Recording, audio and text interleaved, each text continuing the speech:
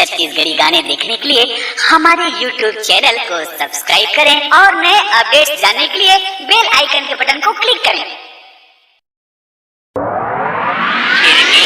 तो तेरी हाबर माटे माटे आवे हो, खिड़की चोरी तो तेरी हाबर माटे माटे आवे हो। चटक मटके दीवो चिनाते, चटक मटके, अरे चटक मटके दीवो चिनाते, ओकरा ना मोर भर काटे हो। RKDJ Remix।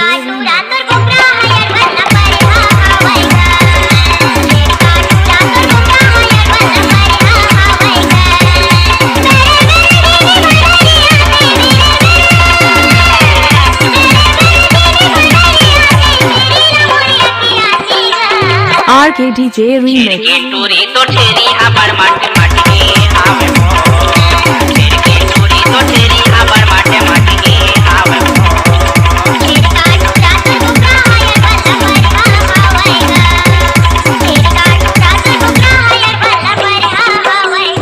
RKDJ Remix।